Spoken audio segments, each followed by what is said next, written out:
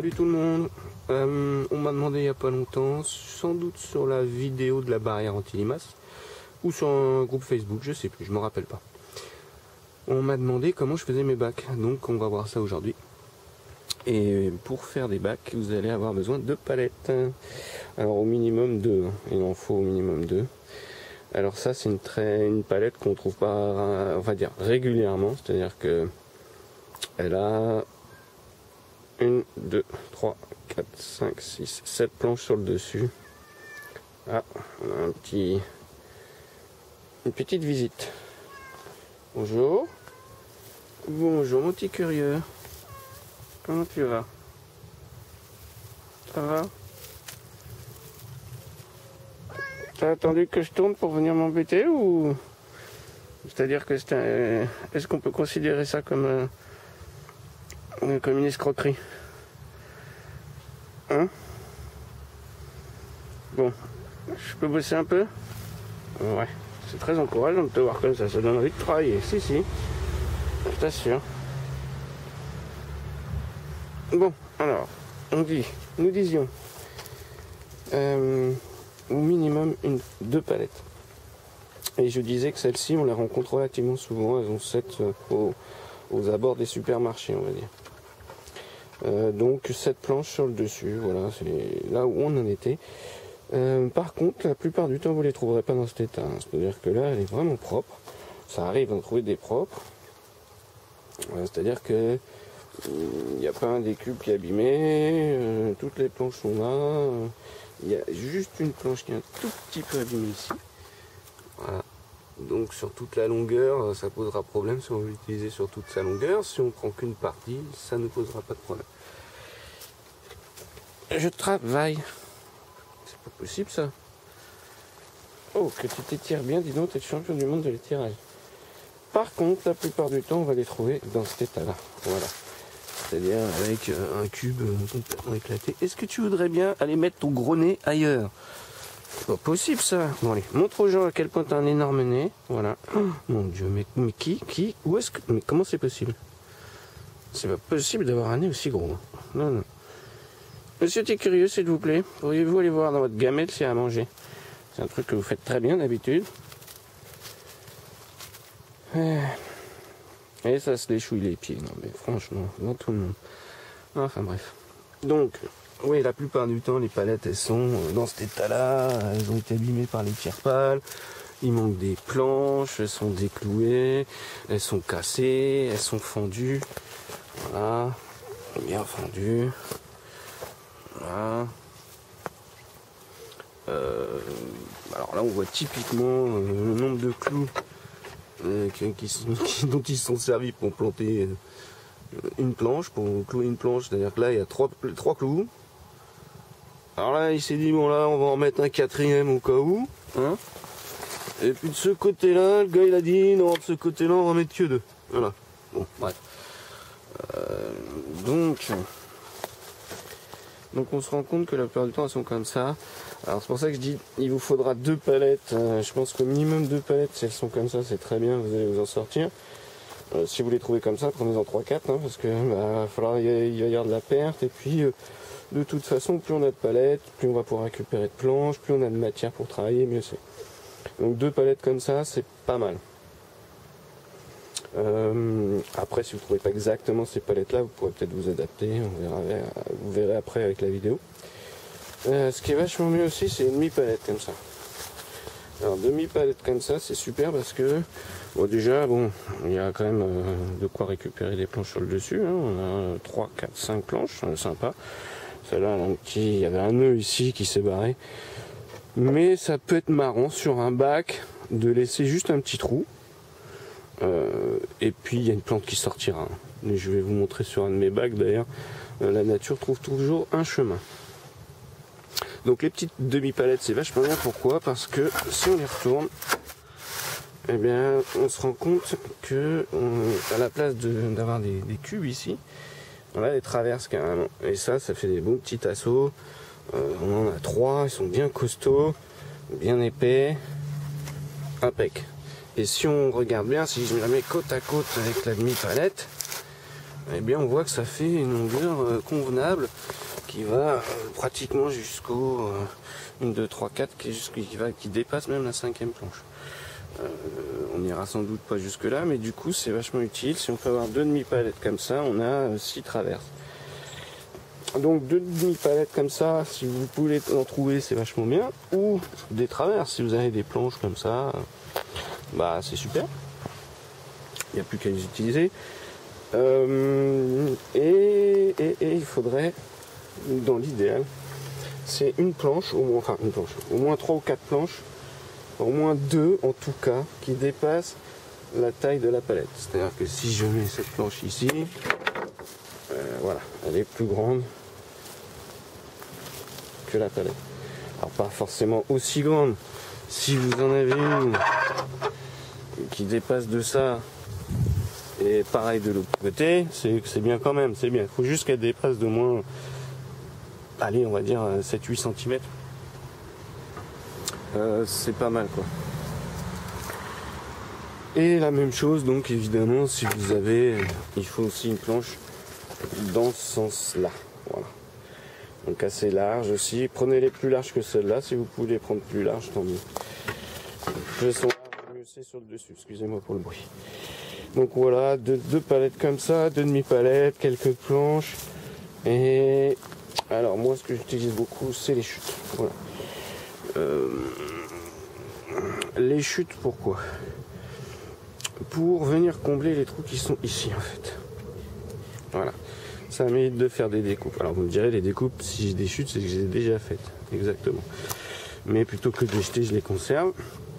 Et quand j'en ai besoin, par exemple ici, si j'ai besoin de boucher, eh ben, je vais venir trouver une petite planche qui va venir s'adapter. Donc là on voit qu'en fait ça rentre. Hein. Il suffirait d'un petit coup de marteau, je vais peut-être le tenter là.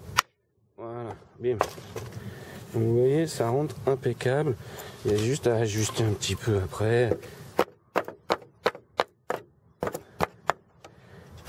Et voilà. En gros, l'idée c'est ça, c'est de venir combler. Alors, peu importe la taille ici. Hein. S'il est grand comme ça va. Hein. S'il est grand comme ça, tant qu'il rentre là, impeccable. Et s'il rentre un petit peu en force, c'est-à-dire en tapant un peu, on voit qu'il s'adapte bien. Bon, c'est sur des planches de palette, c'est pas super droit, mais ça passe. C'est bien. Il n'y a pas besoin de le clouer pour l'instant. Juste essayer d'avoir des petits bouts comme ça. Même ça, vous voyez, ça n'a pas la bonne forme. Mais s'il rentre à un moment donné là, poc, c'est super. Ça m'est égal qu'il soit. On le verra pas après. Moi, ce qui compte, c'est qu'ici, ça soit fermé. J'allais même dire. Je vais essayer de trouver un exemple. Alors je cherche dans mes chutes. J'ai des petits sous le camion partout. J'ai des cajots comme ça avec des chutes. Alors à titre d'exemple, on va dire, c'est vraiment un exemple. Mais mettons qu'ici vous avez juste une chute comme ça et bah là il manque là et que vous en avez une autre, mais que ça ferme correctement. Bon là c'est pas le cas. Mais qu'il n'y ait pas de jour, etc., que vous arrivez à fermer et que ça tient bien, ça ira aussi. Hein. Il faut juste que ce soit fermé proprement ici. Voilà. Donc si vous prenez un morceau, 2 morceaux, peu importe. Donc voilà, en gros pour le bac, enfin la méthode que moi j'utilise, il faut à peu près ça, c'est-à-dire des chutes de bois, 2 palettes, des demi-palettes, et un peu de planche quoi. Il faut de la matière, il n'y a pas de secret. Si vous n'avez pas un minimum de matière, on va rien pouvoir faire. Comment je récupère les palettes? Alors c'est pareil, je ne vais pas récupérer les palettes. Hein. Je prévois, ma voiture est ouverte, la plage arrière, etc. J'ai prévu la place dans le coffre. Et quand je vais faire mes courses, je regarde autour du Leclerc ou du supermarché qu'il y a, peu importe la marque, le nom. Et si j'en trouve, je les mets dans le coffre et je rentre chez moi. Donc je ne vais pas à la chasse aux palettes. Hein. Disons que c'est l'occasion qui fait le larron, comme on dit. Voilà. Et puis bon, bien sûr, forcément, il faudra une scie. Alors électrique, à main, peu importe. J'ai envie de dire que ça, c'est à vous de voir. Alors, ma technique, on va essayer de pas trop démonter, mais il faudra quand même démonter des planches, il faudra quand même couper les palettes, etc. Pour démonter une palette facilement, je vous conseille tout simplement une scie à métaux. Une lame de scie à métaux. Pas la scie parce qu'elle va vous gêner, mais il existe des petits manches sur lesquels on vient fixer une lame de scie à métaux. Scie à métaux, oui, et c'est très bien. Parce qu'on constate qu'ici, il y a déjà une petite ouverture. Il suffit de mettre un bon coup de marteau là. Vous mettez une planche ici, vous mettez un coup de marteau, ça va écarter juste ce qu'il faut.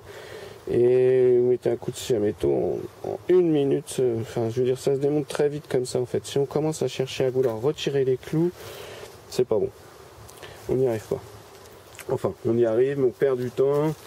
On casse des planches. Honnêtement, la meilleure technique, c'est essayer à chaque fois de décoller ici et de passer la scie à métaux. Si elle s'y passe, vous coupez le clou rapidement et vous récupérez des planches. Et comme les clous sont coupés à ras, vous n'avez même pas besoin de les enlever, vous souciez après des clous. Voilà. Petit conseil aussi, quand vous allez, on va dire, visser quelque chose dans du bois de palette. J'ai dit tout à l'heure qu'il y avait besoin d'une scie, il faudra aussi une perceuse visseuse. Alors si vous avez une perceuse et une visseuse, c'est vachement bien. Parce que sur votre perceuse, vous mettez un tout petit forêt, un tout petit peu plus petit que le diamètre de votre vis. Vous percez toujours des pré-trous et après vous prenez votre visseuse et vous vissez. Voilà. Ça vous évite, si vous avez les deux, de changer, quoi. Enlever le forêt, mettre l'embout pour la visseuse, visser, retirer l'embout pour la visseuse, remettre l'embout pour le forêt, faire le pré-trou, retirer l'embout pour le forêt. Enfin bref, vous m'avez compris.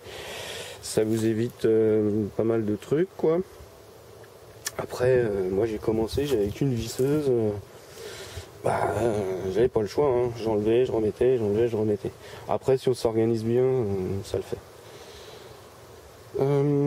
Donc voilà, j'ai à peu près fait le tour. Si vous avez 1 mètre, c'est très très bien.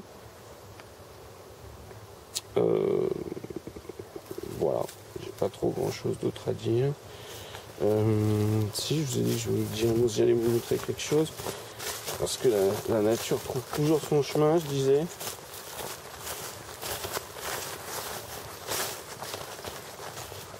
Donc ça, c'est un des nouveaux bacs que j'ai fait il n'y a pas longtemps. Avec de la récup toujours. J'ai un peu, ceux qui connaissaient un peu la maison, j'ai un peu amélioré j'ai fait encore une marche sur enfin, j'ai un peu amélioré la petite terrasse que j'avais fait en palette. Bon là c'est un peu le beans. Et c'est ça que je voulais vous montrer. C'est que la nature trouve toujours son chemin. Vous voyez sur ce bac, il y a juste un trou ici dans le bois. Juste un tout petit trou, parce que c'est encore plus petit que mon doigt. Et pourtant, il y a de la terre jusque là. Il y a une graine qui a réussi à sortir et qui pousse. Voilà. Je la laisse parce que je trouve ça très marrant. Ah elle est cassée, tant pis. Hop, mais bon, c'était pour vous dire que en même temps j'avais pas le laisser à Eternam Vitam. Pour vous dire que la nature, elle trouve toujours un petit peu son chemin. Et puis du coup, le trou il est bouché. Hein. Pas besoin de s'embêter. Ça repoussera peut-être. Voilà. Et donc le petit trou sur les bacs, des fois c'est peut-être marrant, quoi. Ça peut être très drôle même. Bon, donc là on a vu ce qu'il fallait pour... c'est les fraises et ananas qui poussent. J'ai déjà mangé 2-3 fraises et ananas, super bonnes. Donc j'ai dit on a vu ce qu'il fallait pour faire le bac. Par contre il fait super chaud. On ne dirait pas comme ça, mais il fait très chaud. Donc c'est pas un temps à sortir les outils. Ça me gonfle un petit peu, je vais dire. Surtout que j'ai déjà 2 bacs qui sont préparés, on va dire, que j'ai plus qu'à assembler, que j'avais déjà un peu travaillé. Puis que j'en ai fait pas mal. En ce moment j'en fais pas mal. Donc je pense qu'on va aller faire ça sur l'ordinateur. On sera mieux, enfin moi je vais être mieux à l'intérieur sans les outils, et puis peut-être que pour vous ce sera plus clair. Et puis voilà. Donc je vous dis tout de suite, on va aller à l'intérieur. Tchuss. Voilà, on a vu dehors un petit peu qu'il y avait pas mal de palettes. On va en prendre une type, maintenant qu'on est dedans, bien au frais. Et une palette, c'est constitué de quoi? Alors, ce qu'on appelle les semelles, c'est 3 planches qui font 1,20 m par 8 cm par 1,8 cm d'épaisseur. Sur ces semelles reposent les plots, c'est 9 plots qui font 8 cm par 8 cm par 8 cm. Sur ces plots reposent les traverses, il y en a 3 traverses qui font 1 m par 8 cm par 1,8 cm. Sur ces traverses repose le plancher, qui lui est constitué de 7 planches qui font 1,20 m par 8 cm par 1,8 cm d'épaisseur. Donc cette belle palette, en fait, c'est une palette courante, c'est celle qu'on retrouve le plus régulièrement quand on cherche aux abords des supermarchés, etc. Et cette jolie palette, sa dimension, c'est 1,20 m par 1 m. Donc avec ça, on a de quoi faire, et on va faire un cube, un bac de culture. Donc, on va redresser cette palette, parce que ce sera plus pratique. On va la mettre sur le côté, et en prendre une seconde qu'on va mettre juste devant. On va les couper en deux, voilà. On va retirer le plancher de chaque côté. On va rapprocher un petit peu les palettes. On va retirer les semelles qui restent sur nos demi-palettes et les plots. On va prendre 4 tasseaux qu'on va venir mettre aux extrémités de nos demi-palettes. Puis on va retirer les bouts de planche qui restent de nos plots pour commencer à fermer le premier côté. Ensuite on va aller de l'autre côté. On va faire pareil.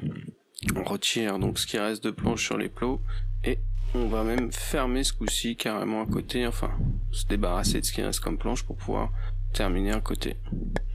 Donc maintenant il suffit de terminer le premier côté. Donc on va se débarrasser des plots sur les traverses ou les semelles qui restaient. On va les positionner correctement, on les visse, et puis une fois que les deux planches sont vissées, on découpe. On va ranger un petit peu ce qui reste comme planche, et on va venir mettre les cales qu'on a vu dans la vidéo qui nous servent. C'est-à-dire que dans le bac vert, dans le début, dans le jardin, quand j'étais dehors, on a vu, j'avais des petits bouts de cales. Donc on va mettre des cales un petit peu partout comme ça. Alors elles ont pas forcément la bonne taille, c'est pas très grave. Puis avec les planches qui restent, on va venir combler les côtés du bac. Donc on a déjà fait les deux plus grands. Il nous reste la largeur. Donc avec ce qui reste comme planche, pareil, on positionne, on visse, on découpe, et puis on range un petit peu, et puis avec ce qui nous reste, on continue, on place les planches, on découpe. Et là on a déjà fini 3 côtés. Il nous reste le dernier côté, donc il nous reste 3 planches. Il n'y a plus qu'à, on place, on visse et on découpe. C'est assez simple. Ensuite, le bac est terminé, donc vous pouvez vous servir des 4 petites planches qui restent pour, si vous faites un bac avec que de la menthe par exemple, mettre les 4 petits panneaux qui restent sur les 4 côtés et écrire menthe dessus, voilà. Sinon, avec les planches qui restent, ça vous fera de la matière première pour refaire d'autres bacs plus tard. Vous aurez des planches avec lesquelles travailler. Vous n'avez plus qu'à positionner la barrière anti-limace, la barrière électrique anti-limace, et puis retrouver 4 planches un peu plus grandes, qui doivent faire un petit peu plus grande, un peu plus que la taille de votre bac, pour pouvoir faire le dessus et protéger la barrière électrique. Ensuite, vous n'avez plus qu'à remplir de terre, planter des légumes et profiter de votre magnifique bac. Voilà, tchuss!